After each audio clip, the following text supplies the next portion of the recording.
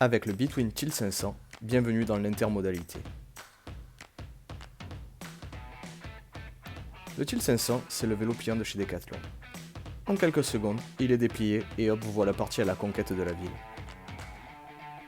En quelques secondes, il est plié et hop, vous voilà dans un train ou le voilà rangé chez vous.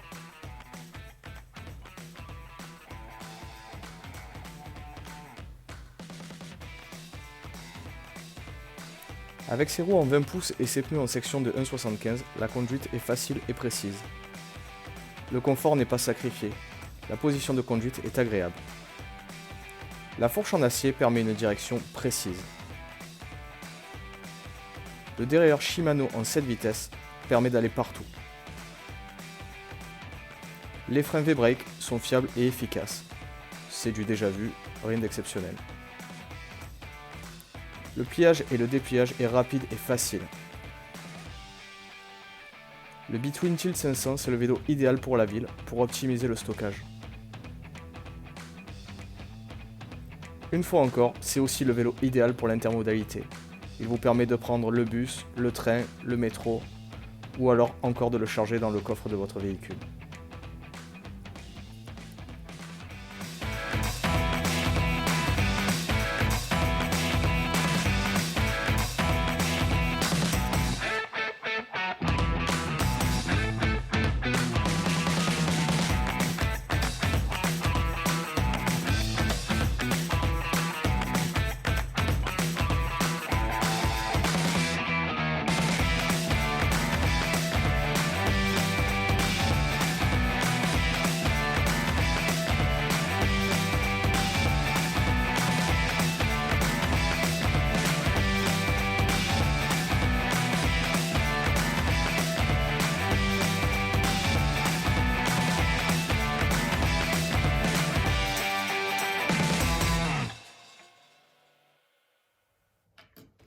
Et salut à tous, on se retrouve aujourd'hui pour une nouvelle vidéo et aujourd'hui on va parler de mon vélo de ville, le Between Tilt 500 et je vais vous donner mon avis sur ce vélo.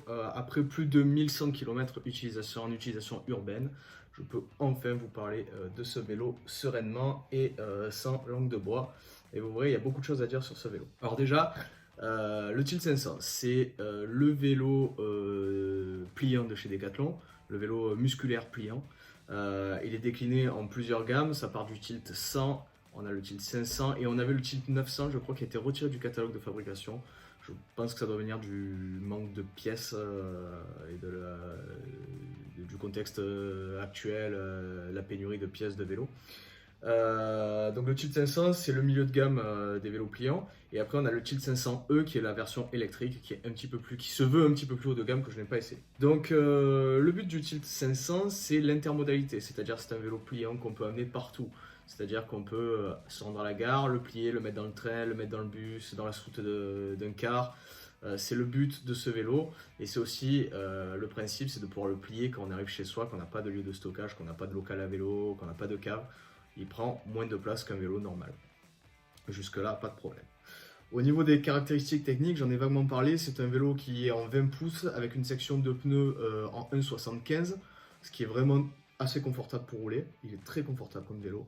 Les pneus, parlons-en rapidement, mais maintenant, ce sont de bons pneus. Vraiment, c'est des pneus de ville. C'est l'anti-puncture de chez Decathlon, donc c'est Between qui fabrique ces pneus. Ce sont de bons pneus qui sont pas très chers, c'est à peu près 10 euros le pneu, 10 ou 13 euros le pneu, je sais plus exactement. J'ai des notes sous les yeux là. Et pour ce prix-là, on a un bon pneu. Là, ça fait 1100 km que je l'utilise. Et j'ai eu une seule crevaison, mais j'ai crevé en fait. Je suis rentré sous la pluie un jour et il y avait, je voyais pas, il y avait vraiment énormément d'eau sur le sol. Et donc je pense que j'ai dû prendre un débris de verre parce que j'ai sorti un sacré gros débris de verre de mon pneu. C'est la seule fois que j'ai crevé. Les pneus, que ce soit sur bitume sec ou humide, les pneus sont vachement sécurisants. Voilà. Alors après, c'est pas du Schwalbe, voilà, mais c'est pas le même prix non plus. Un Schwalbe, c'est entre 25 et 28 euros le pneu. Là, pour 26 euros, vous avez le train complet. Et les pneus sont bons, ouais, sont vraiment bons. Voilà, que dire d'autre? Le cadre est en alu, donc aluminium 60-61 je crois, un truc comme ça. La fourche est en acier, ce qui assure une direction qui est très précise. La fourche est assez rigide à l'avant et c'est assez précis. Voilà. Ensuite, en termes de frein, bon, alors sur du frein, on est sur du standard, on est sur du V-brake standard. Rien de fou, ça fait le taf. Voilà, tout le monde connaît le V-brake, tout le monde a eu des vélos à V-brake. Moi, je suis personnellement, beaucoup de gens préfèrent le patin, le frein V-brake à patin parce que c'est facile à régler. Moi, je trouve que c'est un enfer. Je déteste régler ces freins-là et je préfère le frein à disque. Voilà, je préfère le frein à disque. Et si une version sortait avec un frein à disque, je changerais mon vélo pour avoir cette version-là parce que le frein à disque c'est beaucoup plus facile à régler. Pour moi, je trouve. Le changement de plaquette c'est beaucoup plus simple que le changement de patin. Moi, je préfère. Je suis plus à l'aise à manipuler des disques. Voilà. Mais bon, le freinage est efficace, même sous la pluie, c'est pas gênant, le vélo est assez léger, il fait 13 kg, donc c'est pas un trop gros problème pour freiner, même sur terrain humide.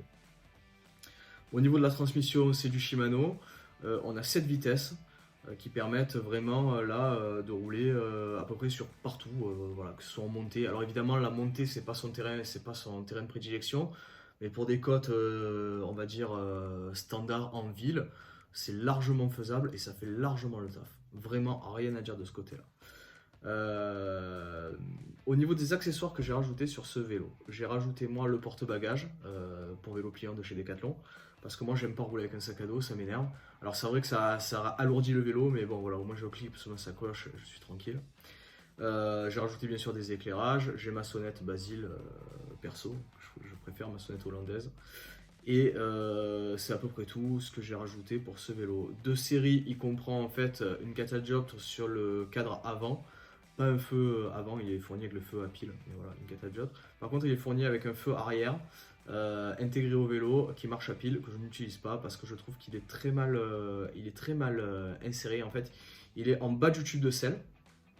Il est comme ça en bas du tube de selle, ce qui fait qu'en fait si vous mettez le porte-bagages, ben, on voit plus le feu. Voilà, donc c'est pour ça que je ne l'utilise pas. Ensuite, au niveau des spécificités techniques, ben, je crois que c'est à peu près tout ce que j'ai à dire. Hein. Ouais, c'est à peu près tout ce que j'ai à dire. Alors maintenant, on va passer à mon avis et mon utilisation. Donc ce vélo, moi je l'utilise pour faire du vélo taf et des déplacements en ville. Et c'est super, franchement c'est top. Pour des trajets qui n'excèdent pas les 7-8 km aller et 7-8 km retour, c'est parfait. Pour les gens qui font plus que ça, on va vite être sur un vélo qui est peut-être un peu inconfortable. Quoique le confort n'est pas sacrifié, j'avais un vélo hollandais, niveau confort on n'est pas loin. On n'est pas vraiment sur le vélo hollandais, on est en bonne position avec une grosse selle, mais on n'est pas loin. On est quand même sur un vélo vachement confortable pour un petit vélo pliant. Le seul problème c'est éventuellement les pneus en 20 pouces qui vont demander un peu plus d'effort, quoique le dérailleur, enfin la transmission est bien pensée. En termes de statistiques, grâce à Garmin, sur les trajets vélo taf, je mets exactement la même vitesse moyenne qu'avec mon ancien vélo hollandais. Donc franchement, même là, voilà, ça ne demande pas un effort non plus considérable. Franchement, c'est un vélo qui est bien pensé. Il possède une béquille qui est un peu ledge quand même pour un vélo comme ça, parce que si vous le mettez avec une sacoche, la béquille a la tendance à... Plusieurs fois j'ai fait tomber le vélo comme ça. Mais bon, il y a une béquille, c'est déjà pas mal, il y a des vélos qui ne proposent pas de béquille. Au niveau de la conduite, c'est assez facile, c'est très précis. La fourche en acier aide beaucoup, les pneus 20 pouces aident beaucoup aussi, c'est assez précis. Quand on circule en interfile, qu'il y a des bouchons, c'est très maniable. Voilà, très maniable. Confort, j'en ai parlé. Voilà. Bon, alors ce qu'on aurait aimé sur ce vélo peut-être, c'est des jantes en double paroi, parce que là c'est un simple paroi. C'est peut-être un peu ledge, mais bon, encore une fois, si on l'utilise que pour du vélo taf, c'est pas trop mal. J'ai rajouté aussi comme accessoire, j'ai rajouté le panier avant qui est vendu chez Decathlon. C'est un sac en tissu panier qui se clipse comme ça sur le guidon. 10 litres qui supporte 7 kg je crois, ou 5 kg, 7 ou 5, je sais plus, qui permet d'aller faire quelques courses. Voilà, je l'utilise pour aller faire quelques courses. Ma foi, c'est pas mal. Donc voilà, en bilan global, c'est un très bon vélo pour la ville. J'aime beaucoup ce vélo, il est confortable, il permet de se déplacer rapidement, efficacement, en sécurité, tout est bien. Donc vraiment, c'est un vélo que je recommande pour ceux qui cherchent soit à faire de l'intermodalité, soit qui cherchent même un petit vélo pour pouvoir aller faire des balades le week-end et les mettre dans la voiture sans avoir de porte-vélo parce qu'il se plie assez facilement. Alors attention, c'est pas un Brompton, une fois plié, il est pas si petit que ça. Mais il permet quand même de rentrer dans le coffre d'une voiture. Moi personnellement, j'ai une Dacia Sandero. Il rentre dans le coffre hein, sans problème. Et je pense que si on retire la plage arrière, on peut en mettre deux comme ça. Voilà. Que dire d'autre sur ce vélo? Alors après, son point négatif, c'est qu'en fait, on peut pas faire de transport d'enfants dessus. Donc moi, par exemple, pour Elliot, c'est embêtant. Je peux pas transporter Elliot, je peux pas l'amener à l'école en vélo. Voilà, j'y vais à pied. Ou je prends le vélo d'Agathe. Mais on peut pas mettre d'enfants dessus et il n'y a pas de moyen de le mettre parce que le porte-bagages supporte 15 kg. Et puis je pense que de toute façon, les jantes en simple paroi, c'est pas bon pour le transport d'enfants. Je pense qu'à mon avis, c'est mort de toute façon. C'est des jantes qui sont vont être pliées, voilées, à casser des rayons. Donc voilà. Écoutez, c'est à peu près tout ce que j'avais à dire pour ce vélo. Franchement, c'est un bon vélo. Moi, j'en suis super content. Si jamais je suis amené à changer de vélo, ça serait pour avoir quelque chose d'un peu plus sportif. Notamment les Lops 900 de chez Decathlon qui me tentent pas mal. Je suis en train de voir d'ailleurs peut-être pour passer sur les Lops 900. Pour avoir un vélo un peu plus sportif, un peu plus vif, voilà, à la conduite. Sachant que je suis en train de trouver des solutions de stockage. Donc le problème que j'avais de stockage est peut-être en train de se résorber. Voilà, donc pour faire une conclusion globale sur ce vélo, c'est un vélo qui est petit, pliant, efficace, qui est sécurisant, les pneus sont bons, la transmission est très très bonne, c'est du RevoShift 7 vitesses de chez Shimano, et franchement c'est vraiment bien, c'est fluide, c'est fluide. Le panel de braquet est large, ce qui permet vraiment de faire des terrains vallonnés sans problème. Marseille est une ville très vallonnée et ça pose aucun problème. J'ai pas encore essayé notre Run de la Garde. Je pourrais essayer éventuellement dans une vidéo si ça vous intéresse. Le porte-bagages est bien. Si on rajoute un porte-bagages, c'est top. On peut mettre ses sacoches sans problème. Et puis moi, en petit bonus, je l'utilise énormément pour transporter mes colis et je charge de gros cartons dessus. Et ça ne pose aucun problème. Voilà.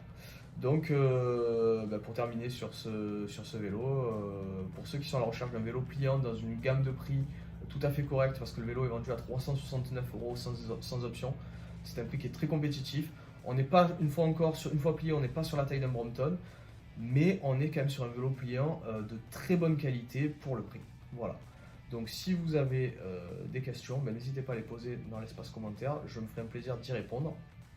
Et puis voilà, si vous avez aimé la vidéo, n'hésitez pas à vous abonner et puis à laisser un petit pouce bleu, ça fait toujours plaisir et puis ça montre que vous aimez mon travail. Voilà, sur ce, je vous souhaite une bonne journée, un bon visionnage, un bon appétit, un bon apéro, tout ce que vous voulez. Et je vous dis à la prochaine pour une nouvelle vidéo. Ciao!